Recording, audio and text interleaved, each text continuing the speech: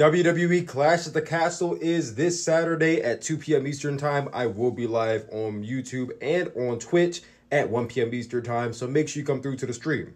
We have 5 matches official for this show, and obviously there's a lot of talk about Uncle Howdy and the White Six showing up. So with that being said, let's get into the card. We have the Big Two defending their Women's Tag Team Championships in the Triple Threat Tag Team match against the teams of Shayna Baszler and Zoe Stark, and Alba Fire and Isla Dawn. Alba Fire is from Scotland. I'm not too sure if Isla Dawn is too.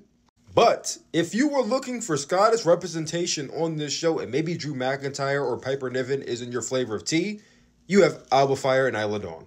Now, are they going to win? I don't think so. This is more so for the pop of the crowd. I got the Big Two retaining their tag team championships.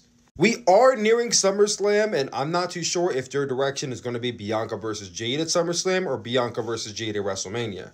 If you're heading towards WrestleMania, then obviously they can hold the tag titles for a little bit longer. If you're heading towards SummerSlam, then I would imagine either now or Money in the Bank would be the time to pull the trigger on them losing the tag titles. But we'll see. If we get to Money in the Bank and they retain their tag titles, I think they're probably holding off until WrestleMania for, the match, which is fine by me. But again, I got the Big Two retaining. Sami Zayn defends his Intercontinental Championship against Chad Gable. This feud has been going on for several months. We have had 3 title matches now between the two, and I believe Sami Zayn has retained all of them. I may be wrong with that number. It could be 2, but I'm pretty sure it's 3 title defenses Sami has against Chad Gable. Chad Gable has been bullying and terrorizing Otis, Maxine Dupree, and Akira Tozawa of his faction. Seems like it's really building up to Otis and all of that team turning on Chad Gable at some point in time, which could be at this show. But we don't know Chad Gable's contract status. As far as we know, Chad Gable either is working without a contract and signed an extension for the show, or his contract is likely up after the show. That plays a big factor into this match because if Chad Gable is re-signed, I'm 100% certain he's winning this championship. If he's just as good as gone, then he's losing again. 2 scenarios in this situation. Either Otis and Maxine and Akira turn on Chad Gable, like basically during the match, and this leads to Sami Zayn retaining, or they still attempt to turn, but Chad Gable has another team under his back pocket in the Creed brothers who come through to help him win the Intercontinental Championship.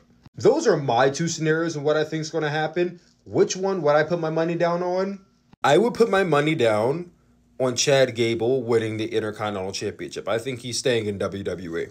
Now, if I'm wrong and he's leaving, I won't be too upset about this because he spent most of his career in WWE, and him going to an AEW, a New Japan, or somewhere else and tearing it up, I mean, it's going to be different for him. It's going to be nice for him. I know he's 38 years old, so this might be one of the last long-term contracts he signs.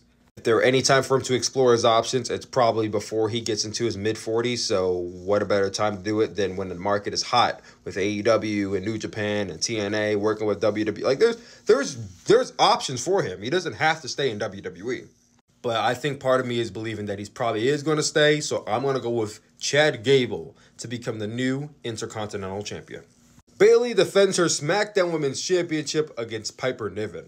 Piper Niven of Scotland has a lot going for her going into this match. Hometown hero, I'm pretty sure this is her first women's championship match, like singles-wise. It's a very big stage for her, and I think she can have really good matches when you give her the time. And given that this show only has 5 matches on this card, this can easily go 15 minutes and give these women time to cook. That all being said, I think Bayley's retaining.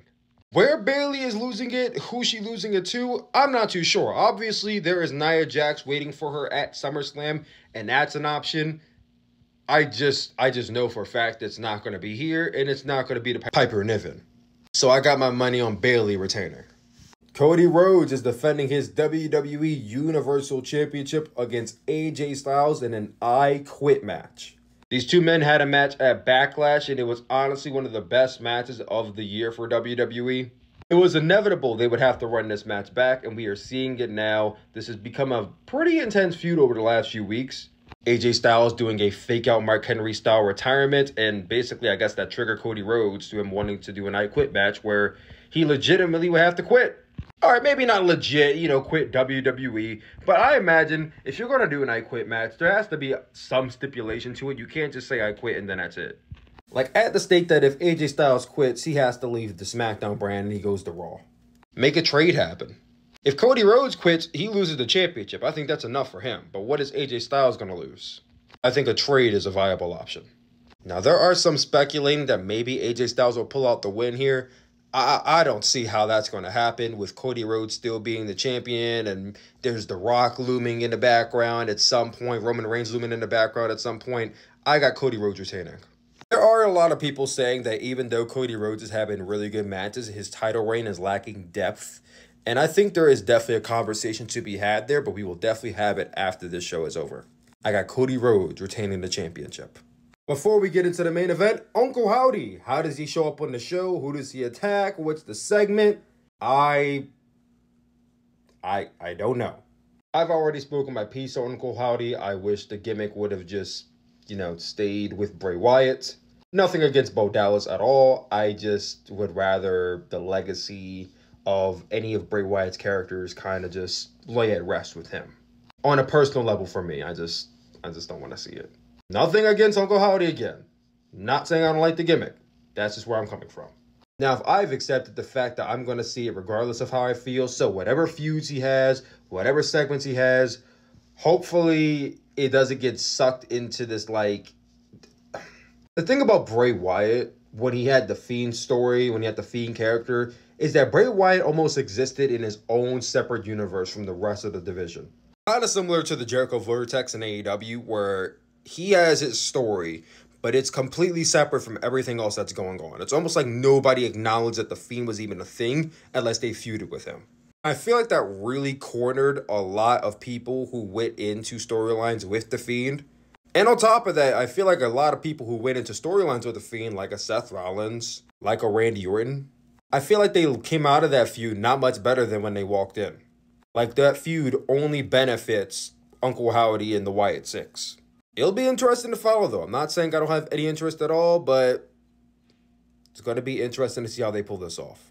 Where you insert this segment, I don't know, maybe at the very end of the show? I don't know, but what do you guys think? Let me know.